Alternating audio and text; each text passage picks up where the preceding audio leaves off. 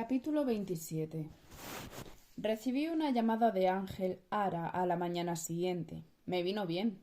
Me sacó de mis elucubraciones y me obligó a plantar los pies sobre la realidad de nuevo. Dejé así de dar vueltas al episodio de Forum en Manson, a Dominic Hudson y al testamento de Marcus, tan inaudito. En mi papel de albacea, de executor, me había dicho él en su lengua: he asumido poner orden en las cuestiones de su marido y ya me encuentro en ello. Por favor, no imagine que se trata de organizar un ingente patrimonio ni nada por el estilo. Simplemente le ruego que me conceda unos días para revisar unos cuantos trámites administrativos. Me pondré en contacto con usted en cuanto todo esté listo. Yo asentí. ¿Cómo no hacerlo? La voz de mi compatriota sonó jovial y acelerada al otro lado del teléfono. Bien, mi querida amiga, ¿cómo avanzan esas notas palestinas? ¿Cuándo cree que podremos reunirnos? ¿Mañana? ¿Pasado mañana? ¿Al otro? Era un tipo infalible Ara, dinámico y perversamente como él solo. Estoy en ello, le aseguré, pero si me da un par de días más, se lo agradecería enormemente. Hecho entonces, dentro de 2 días, ¿le parece que nos veamos de nuevo en Bush House? ¿A las 10 de la mañana, por ejemplo? Allí estaré. Listo. Revisaremos su trabajo y encontraremos seguro la manera de adaptarlo a nuestro formato.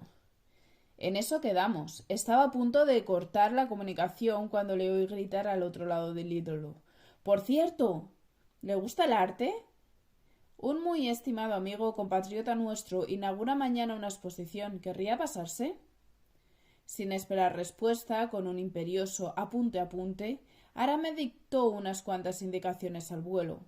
Un taxi me dejó en Bond Street, frente a la Levre Gallery. En las mediaciones distinguí otras galerías de arte, tiendas de antigüedades y casas de subastas. Dudé unos instantes frente a la entrada. No llevaba invitación ni nada que me identificara como la conocida de un amigo del pintor protagonista. Aún así, entré con paso firme, distante y erguida, como solía hacer cada vez que la inseguridad o la duda me enseñaban los dientes. La sala era espaciosa, diáfana, con columnas centrales y amplias paredes blancas. Sobre ellas, distribuidos con simetría, colgaban enmarcados numerosos dibujos, meros contornos, en negro sin detalles inferiores, formas humanas, sobrias a la vez que expresivas, modernas. Entre el público abundante no me resultó difícil encontrar a Ara, con sus rizos y su bigote. Estaba en un corrillo que charlaba animado en español, a un volumen bastante más alto de lo común en aquella flemática Inglaterra. «Pero, querida, viene usted deslumbrante como en ese modelo de color de vino de nuestras cepas». Me plantó un par de besos en las mejillas, cortesía pura raza. Tardé en reaccionar, tan acostumbrada como estaba ya a dar simplemente la mano al aséptico cruce de saludos como con una leve inclinación de la cabeza. Venga conmigo. Agárrese a mi brazo que voy a darle un garbeo y a mostrarle who's who entre los nuestros». No me resistí. En sus palabras y propuestas nunca había el más mínimo flirteo, tan solo cordialidad sincera.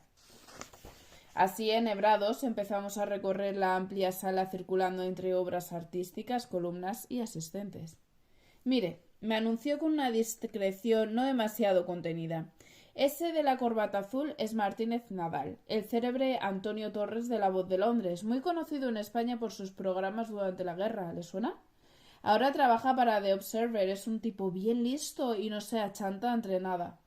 A la mismísima BBC le hizo un corte de manga cuando le pidieron que intentara mostrarse un poco menos rojo de cara a los oyentes. La joven que le está atusando el pañuelo de la chaqueta, aunque por la edad podría parecer su hija, es de hecho su esposa, Jacinta Castillejo, bailarina, hija del gran don José Castillejo. ¿Le suena Castillejo? Fue uno de los catedráticos depurados tras la victoria de Franco, todo un intelectual que acabó aquí en Inglaterra, dando unas míseras clases y viviendo como un asceta en la Universidad de Liverpool. Hasta les arreglaba las suelas de los zapatos a sus hijos sentados en un taburete de zapatero remendón, mientras disertaba sobre cuestiones de trascendencia filosófica con sus alumnos. Continuamos circulando por la sala mientras iba llegando más gente. Cada vez más alto sonaban bienvenidas y parabienes. «Mire, Esa hermosa mujer es Nieves Medwins, la hija de Salvador de Madariaga, toda una experta en arte. El padre debe de andar por aquí también, o igual aún no ha llegado, no sé si le suena. Fue ministro y diplomático, y sigue siendo un pensador de quitarse el sombrero. De tanto en tanto colabora también con la BBC, pero para nuestro servicio transoceánico. En las emisiones para España ni en pintura lo quieren. Mire, ese de la barriga prominente es Derek Person, el propietario de Atlantic Pacific Press, la agencia de noticias que difunde boletines informativos por toda Latinoamérica. Su negocio ha salvado del malvivir a montones de españoles, dándoles trabajo como redactores. Por allí estuvo el director Chávez. Nogales, el magnífico periodista sevillano que murió aquí hace unos años, ¿le suena? Mire, esa señora alta tan elegante es Natalia de Cosio, la esposa de Albert Jiménez Fraud, el que fuera director de la residencia de estudiantes.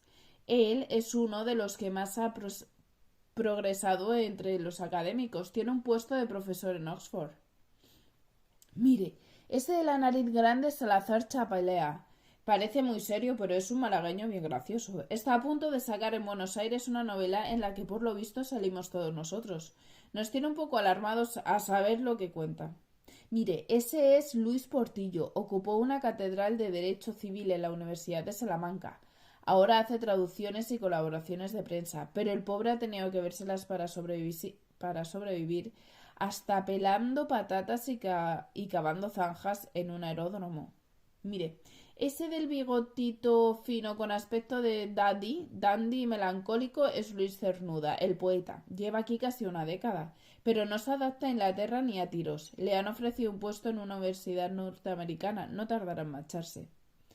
Mire, ese señor alto, el calvo de las gafas, es don Pablo de Azcárate. Fue embajador de la República durante la guerra y ahora parece que vuelve a Ginebra con un cargazo en las Naciones Unidas. Es toda una eminencia, impone un respeto tremendo Aquí nos cuadramos todos cada vez que lo vemos. Mire, ese señor moreno peinado hacia atrás es Arturo Barea. Colabora con nosotros y tiene una audiencia enorme por toda América, bajo el seudónimo de Juan de Castilla. También escribe libros, dicen que excelentes, pero de momento solo ha publicado en inglés, así que pocos han podido leerlo. No se prodiga mucho entre nosotros porque vive en el campo con su mujer, Ilse, la señora que está de espaldas. Mire, ese joven que cojea es Pepito Struch, un loco de teatro, de lo más salado. El pobre se pasó 6 meses en un campo de concentración en Francia. Después de en Inglaterra se volcó con los niños que había enviado hasta aquí tras el bombardeo de Guernica. Hubo muchos desgraciaditos a los que nadie reclamó para que volvieran al terminar nuestra guerra. Mire, ese que habla español con acento es Thomas Harris, marchante de arte y experto en nuestros grandes maestros. Cuenta que su padre, un anticuario inglés, fue todo figura expoliando en España iglesias y monasterios. Mire, ese cura es el padre Onaindía, un nacionalista vasco que revoluciona los micrófonos con el seudónimo de James Masterlon. Continuamos saludando a unos y otros, sin detenernos apenas para admirar la muestra. A todos los conocía Ara y todos parecían conocerlo. Alguien se nos acercó. El grupo se fue ensanchando. Él siguió presentándome y yo recibiendo gestos y palabras cálidas. Alguno de los asistentes propuso entonces ir a cenar a Martínez. Fueron pocos los que se sumaron. Martínez es un restaurante español más reputado de Londres. Me aclaró mi nuevo colega en parte, casi al oído. Hasta Franco almorzó allí cuando vino a principios del 36, antes de su insurrección, para asistir al funeral del rey Jorge V. Pese a ese nefasto detalle, añadió con un gran guiño sardónico, a todos nos encanta frecuentarlo. Barrió la sala con los ojos moviendo raudo el cuello a izquierda y derecha. Bajó luego la voz hasta un tono de confidencia. Cuando escucha a cualquiera argumentar una excusa para no ir a Martínez, sepa que no es por falta de ganas, sino porque las cuentas no salen. Frotó el pulgar con el dedo índice varias veces, en un gesto elocuente. En ese ilustre grupo sobraba sapiencia, cultura, cerebro, talento. Pero faltaba dinero, lamentablemente. Antes de nuestra contienda, todos habían gozado en mayor o menor medida de una buena posición económica. Cargos representativos, patrimonio, predicamento. Ahora, más de una década después de abandonar su patria, varados en un país ajeno, se iban rindiendo poco a poco a la evidencia de que la opción del regreso se demoraba y su destierro adquiría la perspectiva de lo duradero. Me presentó Ara por fin al autor de todas aquellas obras, Gregorio Prieto, un manchego vivaz, guapo y profusamente amanerado, que recibía por todas partes felicitaciones y enhorabuenas. En mitad de ese bullicio, arrullada por las voces en mi lengua, en el ánimo noté una especie de tibio bienestar, algo que tenía olvidado desde hacía un larguísimo tiempo. Toda aquella gente me resultaba ajena, lo mismo que sus quehaceres. La política, la poesía, el arte o el mundo académico eran ámbitos que yo jamás había rozado ni de lejos. Aun así, era como si el simple hecho de encontrarme entre compatriotas hubiera transmitido a mis huesos una especie de sosiego. Se trató de un sentimiento fugaz, no obstante, como casi todo últimamente en mi vida. Aquella entelequía tardó apenas un suspiro en descomponerse. Abriéndose paso entre la concurrencia cada vez más numerosa, distinguí a George Camacho, el director del servicio norteamericano, mi mentor, por así decirlo. Se había percatado de mi presencia, me lanzó una mirada transversal y alzó las cejas, enfático. Capté su mensaje. Aguarde. Logró entonces aproximarse al pintor para felicitarlo. También él colaboraba al parecer en sus micrófonos. No se entretuvo demasiado. Tan pronto como despachó un abrazo y unas cuantas frases, dejó al artista de nuevo entre el resto de los admiradores y salió del círculo.